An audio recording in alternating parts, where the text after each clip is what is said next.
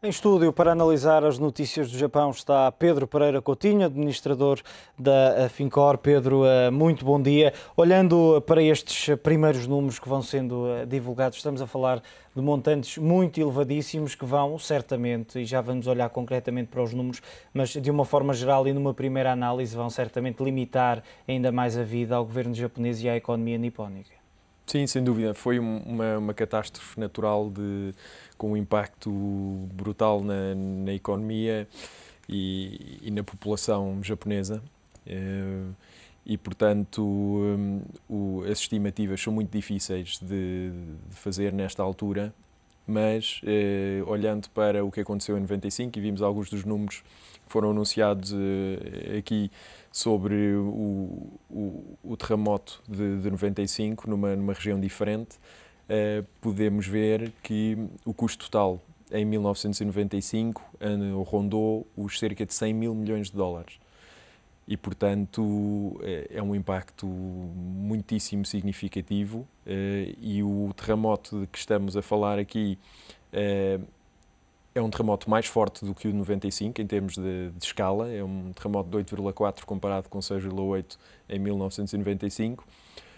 No entanto, e felizmente, atingiu uma região do país que é menos populada e menos industrializada. E, portanto, qual vai ser o custo agora? O que não aconteceu, por exemplo, em 95, com o terremoto de Kobe, que atingiu o principal porto do país, na altura responsável por 12% das exportações. Ainda assim, entrando agora nesses números que já abordaste alguns, são precisos, e pelo menos estas são as primeiras estimativas, 71.800 milhões de euros. O governo, através do Banco Central do país, já anunciou uma injeção de liquidez também sem precedentes, 131 mil milhões, mas há aqui questões, por exemplo, as seguradoras hoje caíam bastante, era um dos setores que mais caía um pouco por todo o mundo, vão precisar de quase 25 mil milhões para indemnizar famílias, empresas, é muito dinheiro.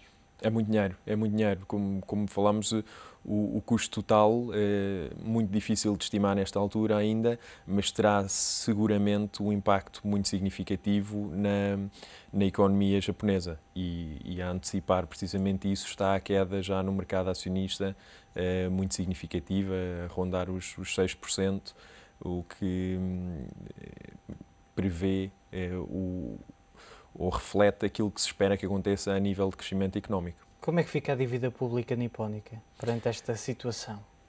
A dívida pública está em valores muito elevados e claro que... Cerca de 300% do PIB japonês, se não estou em erro. São valores muitíssimo elevados e sobretudo numa altura em que o crescimento da economia tinha abrandado significativamente, as taxas de juros estavam em mínimos para fomentar esse crescimento económico e num momento destes o Japão defronta uma catástrofe natural desta grandeza. Portanto, vem complicar sem dúvida nenhuma a gestão da dívida pública japonesa.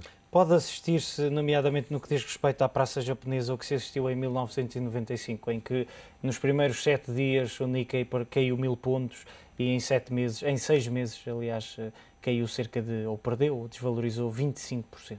Podemos assistir a uma situação idêntica nesta altura? Eu penso que é perfeitamente possível que aconteça. Hoje já caiu, por exemplo, mais de 4%, o Topix mais de 6%, aliás, o Topix caiu quase 7,5%.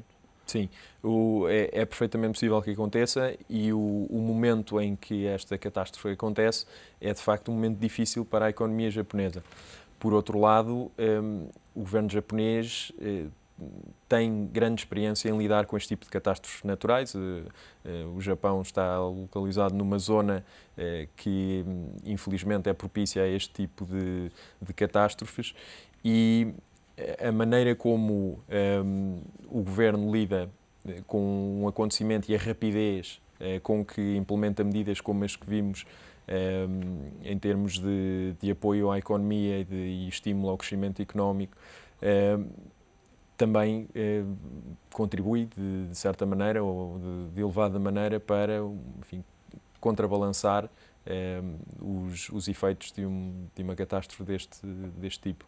Olhando para esta catástrofe tendo atingido aquela que é recentemente a terceira maior economia do mundo, era até ao início deste ano a segunda maior economia do globo, poderá, de certa forma, pôr em causa a recuperação económica mundial? É mais um fator, sem dúvida, que vem pesar na recuperação económica destes países ou destas economias ou regiões mais desenvolvidas. E neste momento, a nível global, estamos a defrontar com uma série de eventos que põem sérias dúvidas sobre o futuro e qual será a rapidez de recuperação das principais economias.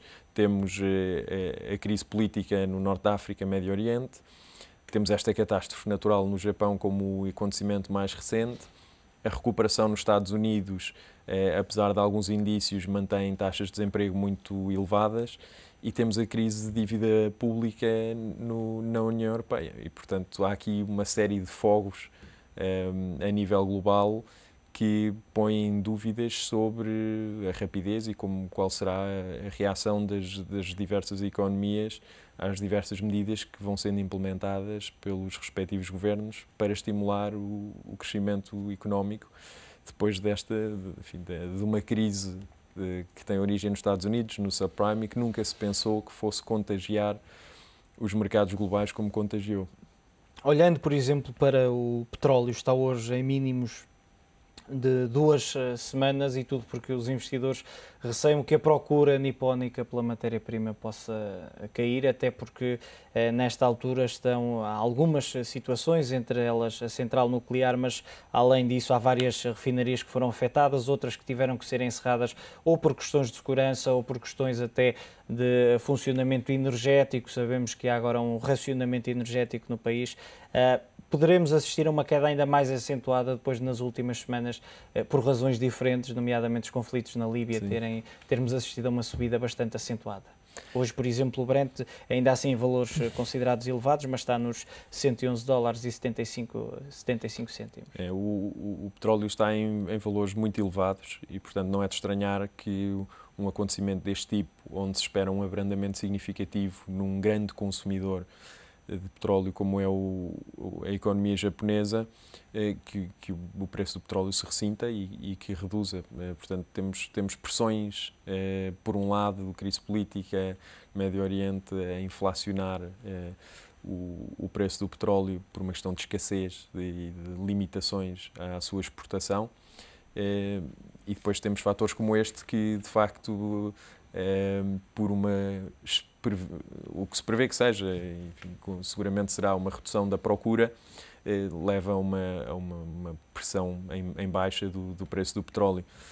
Portanto, o impacto final de todos estes acontecimentos naturalmente é sempre difícil de prever, mas nesta fase inicial de curto prazo prevemos uma redução e, eventualmente, uma recuperação depois do preço do petróleo num futuro mais distante. Pedro, já voltamos a analisar outros assuntos.